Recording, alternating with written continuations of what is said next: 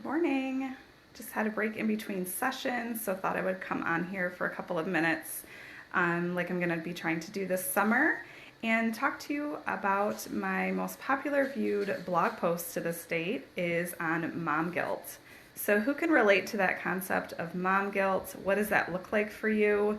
And then what are some ways that we can combat that? So for me, mom guilt is that self-talk of not doing enough, not being enough. Are my kids in the right activities? Are they eating the right foods? Am I showing them enough love? Are we doing the right things? Balancing their academics and extracurriculars and all of those things that we feel like we have to do as moms, along with balancing everything else that we have in our lives. And now more than ever, I feel like there's this pressure from society, from culture, especially social media.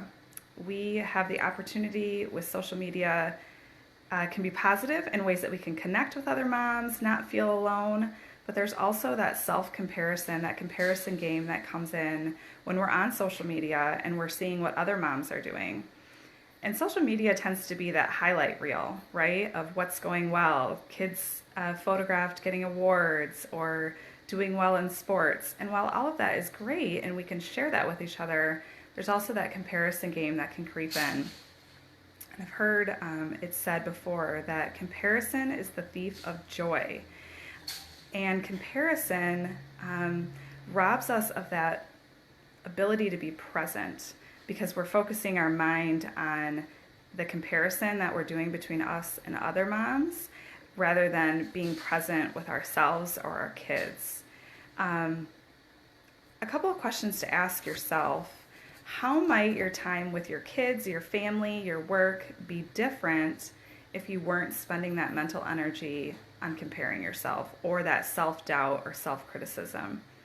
How might your time with them look differently if you could be more present with them? And then also just asking yourself, overall, are my kids well taken care of? Do they know that I love them? Do they have their basic needs met along with other things that I'm able to offer them? What are my strengths? What do I do well? So maybe I don't do something that another mom does, but maybe I do something that another mom doesn't. So thinking about your strengths versus what you see as weaknesses.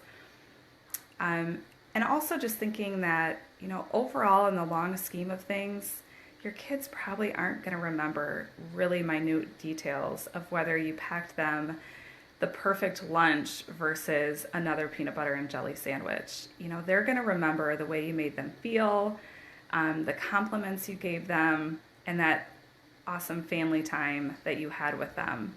So those are just a couple of things to keep in mind. If you want to read more or read that blog post, that's my most read blog post. There's the link in the header of this video. You can click on that. I'd love to hear your comments about what your struggles might be with mom guilt, but even better yet, how you combat that so we can share those ideas with other people. Hope you're having a great week, and I'll probably pop on here again next week. Hope you're having a great summer.